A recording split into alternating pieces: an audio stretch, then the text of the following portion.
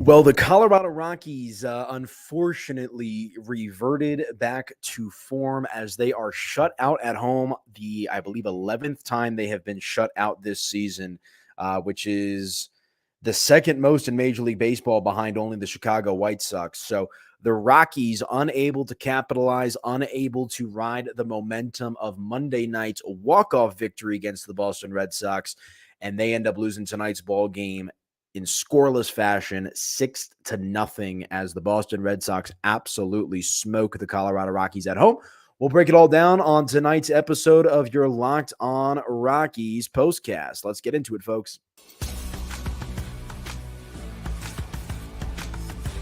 You are Locked On Rockies postcast, powered by Mile High Sports, part of Locked On Sports Denver on the Locked On Podcast Network. Your team every day. It is your Locked On Rockies postcast. Hope everybody is doing well out there on this Tuesday, July the 23rd. Unfortunately, the Colorado Rockies getting shut out at home tonight against the Boston Red Sox. The offense reverting to form, just another lifeless night at the plate for the Rocks, which has not been the case in recent memory, but has been the case for a majority of this season.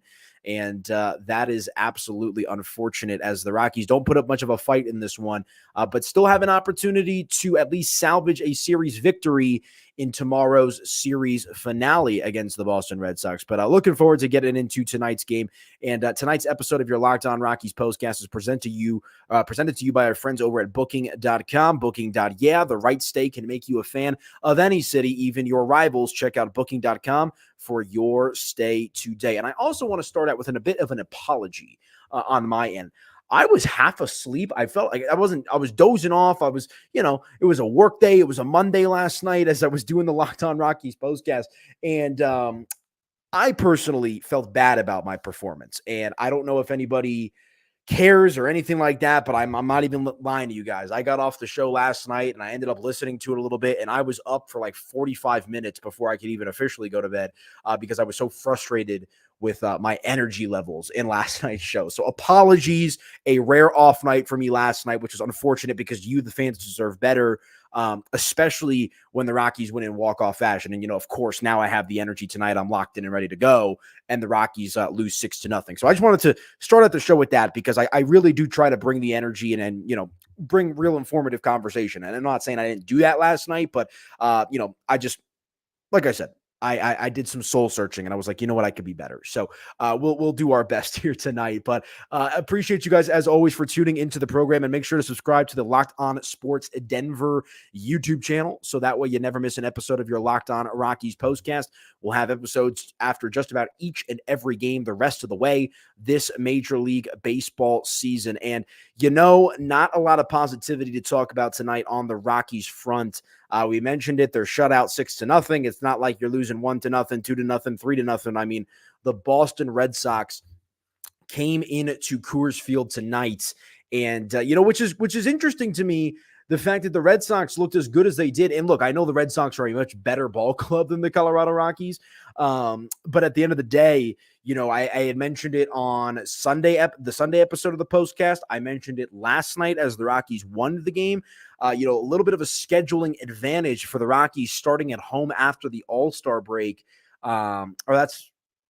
That is true because they played the San Francisco Giants at home, excuse me. But point being, the Boston Red Sox opened up after the All-Star break in Los Angeles against the Dodgers, and they played that Sunday night game against the Dodgers on ESPN. So, I had mentioned how in last night's game, it looked like the Red Sox, had to use that bullpen and maybe losing a little bit of focus because of the time travel and all that kind of stuff as well. And I'm just disappointed in the Rockies tonight for not seizing that momentum, right? You get the extra, I almost said overtime. That would have been bad. You get the extra innings victory last night, a gritty win for this Rockies team, a little back and forth there in the extra innings. And you follow it up tonight with the opposite of that, which was a lifeless performance from the Rockies offense. We'll talk about Ty Block's start here in the second segment. I'm not too surprised, unfortunately.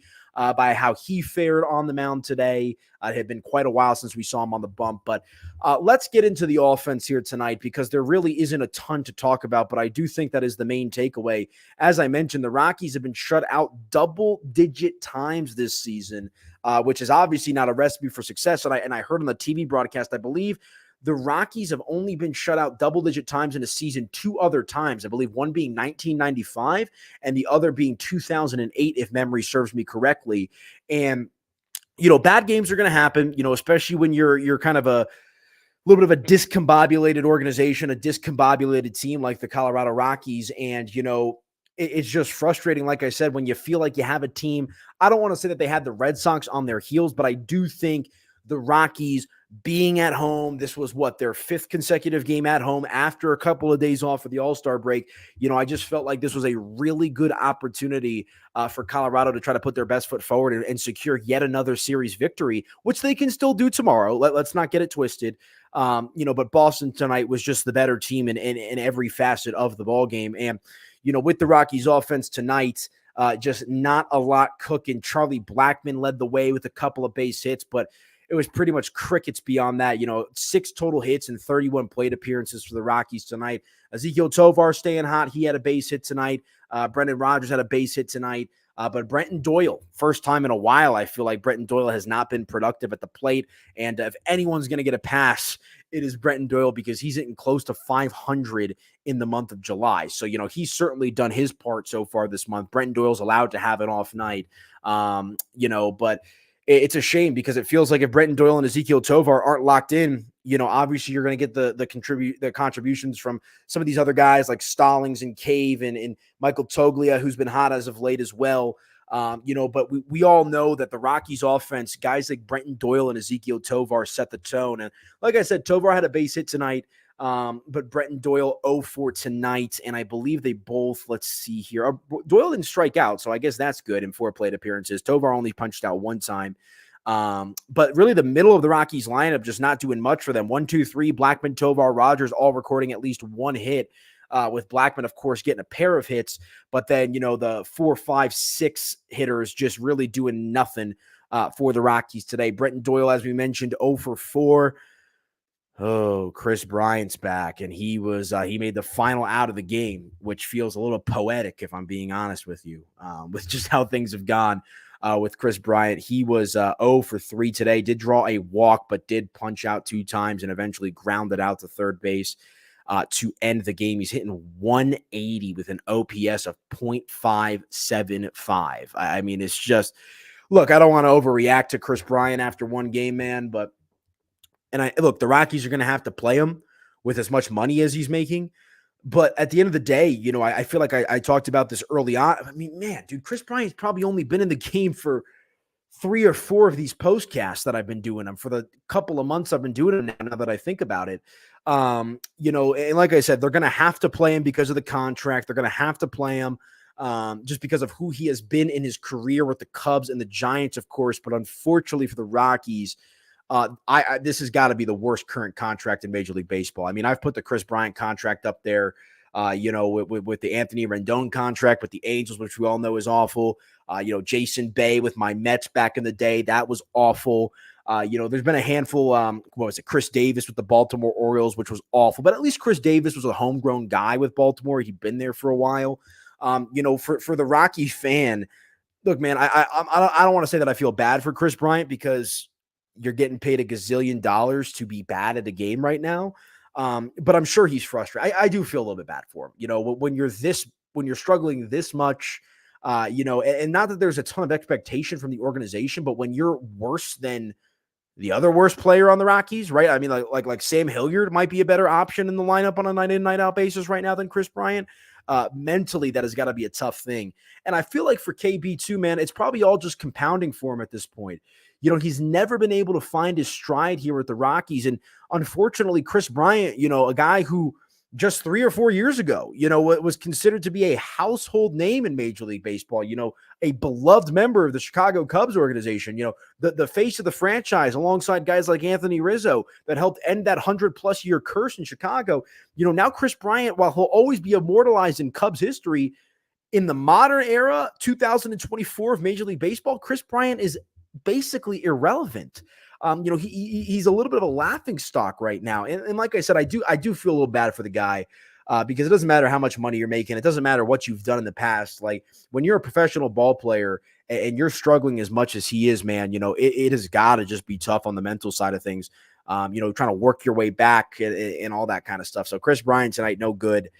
0 for 3 with 2 strikeouts and a walk. He did ground out to third base for the final out of the game. Outside of that, Elias Diaz had a base hit, but really nothing of substance from this Rockies offense tonight. They got out hit 11-6. Obviously, the Boston Red Sox, a very nice complete game for them on the bump, which we'll talk about here coming up in just a moment, but at the plate as well. The Rockies just down and out, and that's the thing. All of the runs in this game were scored in the first 3 innings. Boston put up 3 runs in the first, added a pair in the second, and then an additional run in the third. And, that's all she wrote in this game between the Colorado Rockies and the Boston Red Sox. So why don't we hit a break? Because since all of those runs came early in the game, it'll feed into our conversation about starting pitcher Ty Blach.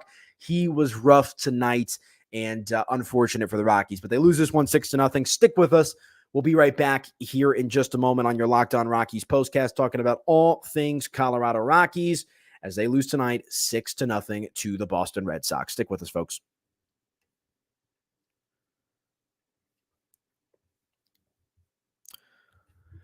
All right, guys, I said today's episode of the Locked On Rockies postcast is presented by our friends at Hotels.com or Booking.com. Ugh, that was bad. Booking.com. You did not hear me. I was reading something wrong. Booking.com. That is where you want to go. Booking.com, booking.yeah. And let me tell you about our friends over there, because with summer travel heating up, especially travel for baseball games, it's time to explore those U.S. cities you always secretly wanted to learn more about. Yes, we're talking about your rival cities. So we're talking about San Francisco. We're talking about Los Angeles. We're talking about San Diego. We're talking about Phoenix. With hotels, bed and breakfast, vacation rentals, resorts, and so much more on Booking.com, you might just find your perfect stay even in your baseball rival city. All right, so, take a trip with me here real quick. We're going down to San Diego. We're going to see the Rockies take on the Padres. San Diego, incredible city. You're going to want to make sure that you're hooked up with one of the best places to stay. I'm talking walking distance to the beach. I'm talking walking distance to the bars and the restaurants. I'm talking walking distance to Petco Park. Well, our friends over at Booking.com are going to take great care of you, because from hotels that overlook stadiums to family-friendly resorts, Booking.com has so many choices across the United States for your summer travel plans this Major League Baseball season. The right stay can make you a fan of any U.S. city, even your rivals. Book today on Booking.com on the site or in the Booking.com app. Booking.com, Booking.yeah. All right, and let me also tell you about our friends over at Prize Picks, guys, because Prize Picks is America's #1 daily fantasy sports app with over 5 million active members. Prize Picks is the easiest and most exciting way to play daily fantasy sports.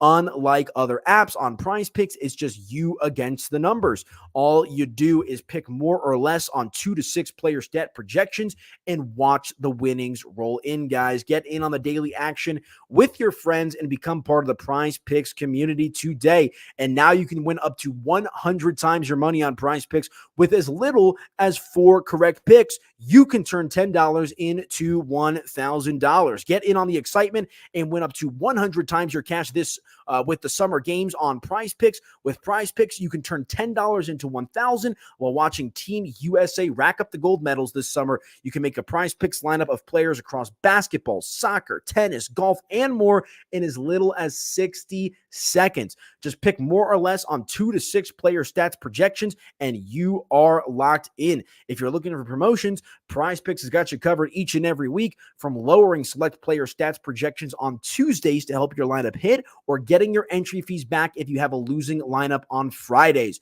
Prize Picks is available in more than 30 states across the country, including California, Texas, and Georgia.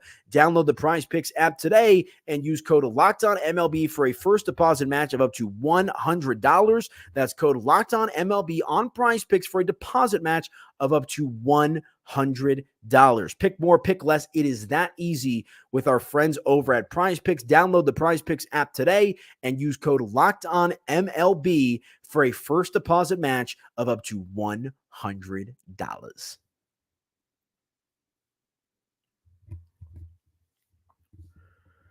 All right, welcome on back into your Locked On Rockies postcast. I am your host, Aniello Piro. Thank you guys so much for rocking with me tonight, or if you're listening in the morning on the standard Locked On Rockies podcast feed. I apologize that the Rockies were not able to put up more of a fight here on Tuesday, as they are shut out at Coors Field 6-0 at the hands of the Boston Red Sox, who bounced back after an extra innings loss last night. The Rockies sitting at 37-65. Boston improved to 54-46. They have been hot here as of late. So we'll see what the Rockies can do in that series finale tomorrow. But let's talk about Ty Blach's outing tonight. And actually, before we do that, you got to give a tip of the cap. And I know that the Rocky fan isn't going to want to do this, but Cooper Criswell was dynamite tonight on the mound for the Boston Red Sox. I mean, 7 innings pitched, 5 hits, no runs, 1 walk, and 4 strikeouts. He gets his earned run average down to 4.02. And this is now, he's been struggling all season, Cooper Criswell, except for his last 2 starts, where he's put forth 2 really quality starts, and unfortunately one of them comes out tonight against the Colorado Rockies. So, not only were the Rockies not doing themselves any favors with Ty Blach on the mound tonight, but they had an excellent starting pitcher tonight, or at least in excellent form, in Cooper Criswell, who goes 7 innings pitched, 5 hits, no earned runs, 1 walk, and 4 strikeouts.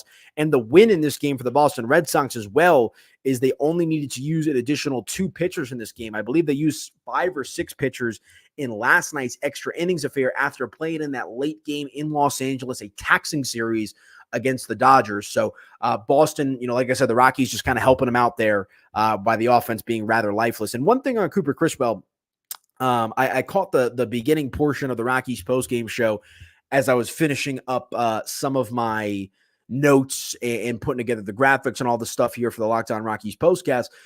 Corey Sullivan made a good point that one of the reasons why the Rockies offense may have been off tonight, and they have been relatively hot as of late, is that Cooper Criswell was really relying on his fastball tonight, more so than usual. I believe he threw it only something like 18-ish, 20%-ish of the time. Typically in his starts, he threw it upwards of 30% tonight. So a good mix of pitches from Cooper Criswell that kept the Rockies off balance. Used that sweeping pitch a good amount, the cutter, the changeup, of course, also in play here. So Cooper Criswell just dominated this Rockies lineup. We mentioned it. Tovar got a hit, Chuck with a couple of hits, but really not much doing for the Rockies after that. And for Cal Quantrill, I believe, is the starting pitcher tomorrow. We'll get to that here at the end of the show. But for Ty Blach, just a brutal outing for him tonight. And look, I mean, here's the silver lining. The bullpen was actually all right. Molina and Davis, none of them gave up a run in their, 6 2/3 innings of combined work. So I guess, that's a win in and of itself, that the bullpen was doing a decent job. But unfortunately, it was the Rockies were already behind the 8 ball. So it's not like the bullpen was keeping this game close necessarily. They just were already in a hole that unfortunately the offense could not dig them out of. But Ty Blach tonight, he falls to 3-6 on the season. He only goes 2 1/3 innings pitched, 7 hits allowed, 6 earned runs allowed, only 1 walk, but only 1 strikeout as well, and gave up 2 home runs in this game. And as we mentioned, the Boston Red Sox just absolutely pounced on him out of the gate, scoring 3 runs in the first inning, 2 runs in the second, and an additional final run of the game there in the third. The 4th, 5th, 6th, 7th, and 8th, and 9th innings, all scoreless in this one.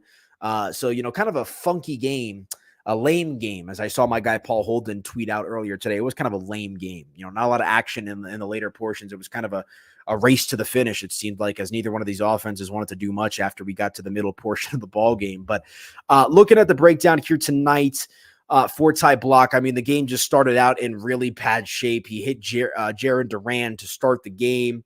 And, it's unfortunate because he did end up getting a couple of outs at that point in the first inning before the Boston Red Sox just blew this one open. Rafael Devers with an RBI double to center field. That brought around Jarren Duran to score, put Boston up 1-0. And then Tyler O'Neill, who's been a Rocky killer as of late, blasted his 19th home run of the season. This one was a straightaway shot to center field. That put the Red Sox up 3-0. So that's how the damage was done for Boston against the Rockies to start off the game. And then, as we mentioned, it all just kind of compounded for the Rockies and Ty Blach in particular from there. Gives up a leadoff single to Romy Gonzalez. He gives him a walk in the middle of the inning as well. And Rob Refsnyder, RBI double, his 13th of the season. That put 2 more runs on the board for the Boston Red Sox. They were up 5-0.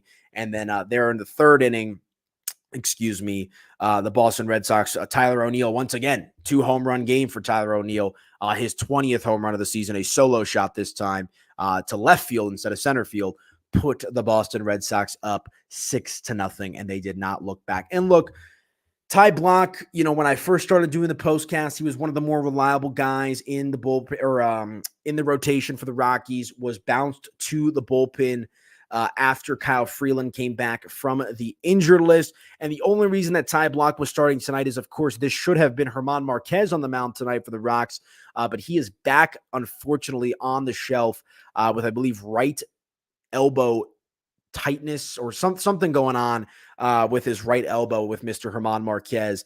So that's why Ty Blach was the starting pitcher tonight. I had heard something on the radio broadcast that had been close to it. It may have been a dozen days or so, at least over a week. I know that for a fact.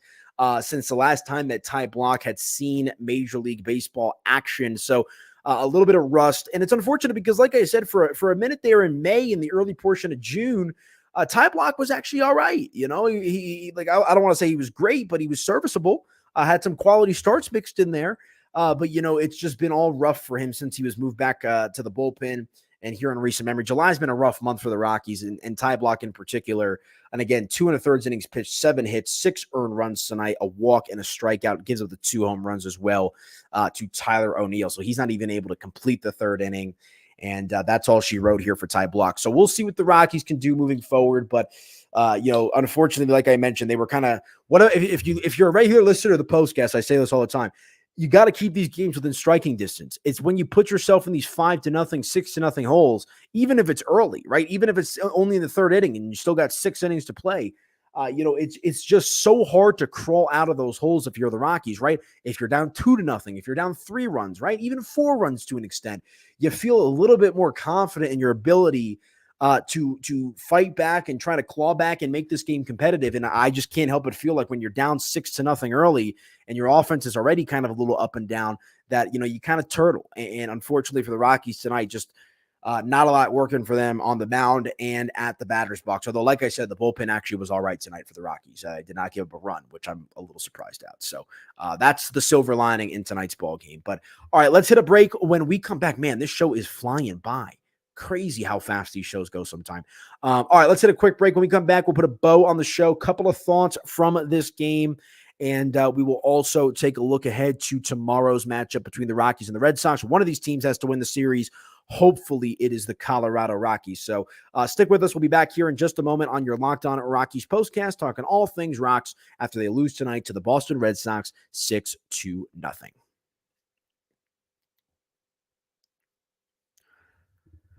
All right, y'all, and let me tell you about our friends over at Game Time, because I love going to Major League Baseball games. I actually just bought a pair of tickets for the Mets-Rockies series for my dad and I using the Game Time app. So you got to love Game Time, man. I went and saw Billy Joel with my folks last weekend as well. We bought our tickets for that on the Game Time app. So Game Time has been good to us, and I know they will be good to you too, because Game Time is an authorized ticket marketplace of Major League Baseball, which makes getting tickets faster and easier. Prices on the Game Time app actually go down the closer it gets to first pitch. With killer last-minute deals, all-in prices, views from your seat, and their lowest price guarantee, Game Time takes the guesswork out of buying Major League Baseball tickets. And guys, there's just so many different features with Game Time. Their last-minute deals, you can save up to 60% off buying last-minute tickets for sports, concerts, comedy, and theater. There are flash deals where you can save even more with exclusive in-app deals on select seats ahead of the game or the event. I love the zone deals because you could save even more when you choose a section and let Game Time choose the seats for you. Plus, they've got some incredible features like their all-in pricing where you can toggle this on the app and it shows you the total upfront. That's what I use because I hate fees. I hate, something's $40 and then you go to checkout and it's $65 because of the fees. You can see exactly what it's going to cost with the all-in pricing feature on Game Time. You can get a view from your seat in the app before you buy as well. plus the lowest price guarantee, or Game Time will credit you 110% of the difference.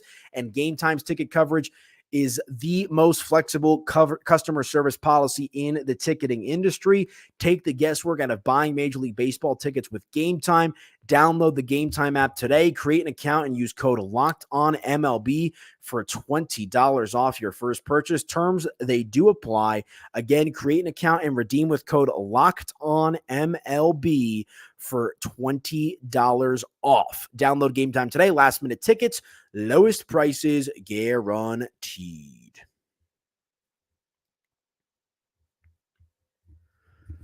All right, welcome on back into your Locked On Rockies postcast. Unfortunately, the Rocks, not much working for them tonight as they are shut out against the Boston Red Sox, and they'll try to claw back into this one tomorrow. And before we take a look at what is going on the mound tomorrow, what the matchup is for the Rockies, I just want to give a couple of closing thoughts.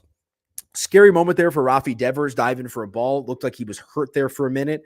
Obviously, Rafi Devers, one of the best young players in Major League Baseball. Trevor Story, old pal who's playing for the Red Sox, he's out for the year, and he kind of dived and hurt himself on a similar type play to Rafi Devers. So nice to see that he is not, it doesn't appear to be injured for the long term. And look, I know that this isn't surprising. I'm sure they use the Game Time app. It is 80% Red Sox fans there. And like I said, I know that Boston doesn't come to town very often, but that's bad.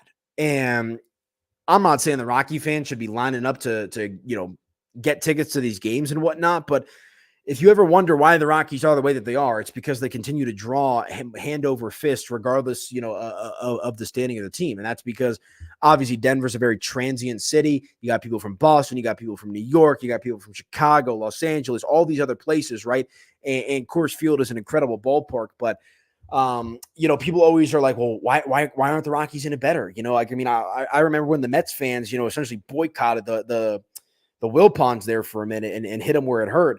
Look, man, the Rockies are always going to be at least a middle of the pack team when it comes to attendance, if not a top 10 franchise, regardless with how bad they are. So it's crazy because it just feels like a Boston Red Sox home game in that one. And like I said, I'm not blaming the Rocky fan at all, but I think it just speaks volumes as to why things are the way that they are when it comes to this Rockies club and whatnot. But, I wish I had some more positivity. I wish I had some good things to say about this game tonight, really outside of the bullpen, but not a lot of depth to this one. It was just a clean game for the most part from the Boston Red Sox. And like I said, I think it's a little disappointing from the Rockies' perspective to not try to see some of that momentum.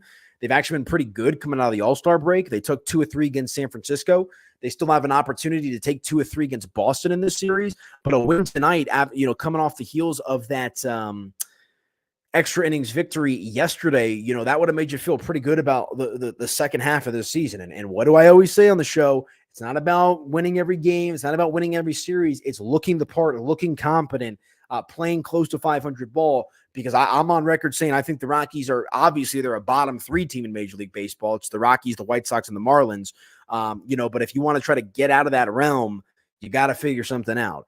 And unfortunately, they just kind of reverted back to the Rockies team that we've seen for a majority of this month and for a majority of this season. So I'll be a little optimistic, and that's the other thing is I'm not trying to say I knew the Rockies were going to lose this game, but when I saw Ty Blach was on the mound and I looked at his recent numbers, right, and Boston's been pretty good, like this game was set up for Boston to capitalize on, and they did just that, and that's what good teams do. That's what good teams do. You know what else good teams do? They figure out a way to be competitive or win when it's not their best night. The Rockies are not a very good team. So they get steamrolled tonight, 6-0, shut out in this one. But before we get out of here, let's take a look at tomorrow's matchup. It'll be Nick Pivetta on the mound for Boston. He is 4-6 with a 3.87 ERA and 96 strikeouts. How nice is it to see starting pitchers with an ERA below 4? Because the Red Sox have quite a few of those. But his last outing was on July 19th, so he's made an outing since the All-Star break. That was against the Dodgers in that previous series. He was sharp in that one. 6 innings pitched, 2 hits allowed, no earned runs, no runs in general, only 1 walk and 8 strikeouts. So it looks like the Rockies offense is going to have their hands full once again with Nick Pivetta on the mound. But it will be Cal Quantrill on the bump for the Rockies, who's been a little up and down this season, but did have a good start last time out. And Quantrill is 6-7 with a 4.15 ERA and 83 strikeouts this season. Looking at the numbers for Quantrill, his last time out, also on the 19th, that was a start against the San Francisco Giants. Solid, a quality start. 6 innings pitched, gave up 5 hits, 3 earned runs. He hit 1 batter, 2 walks, and 5 strikeouts. So that will be your matchup tomorrow as Cal Quantrill squares off against Nick Pivetta. Should be a good one. And of course, it is going to be a day game between these two teams, a 1:10 p.m. first pitch between the Colorado Rockies and the Boston Red Sox. But all right, that is going to do it for me tonight, folks. Chris Bryant is back. He was not very good. Rockies offense was lifeless.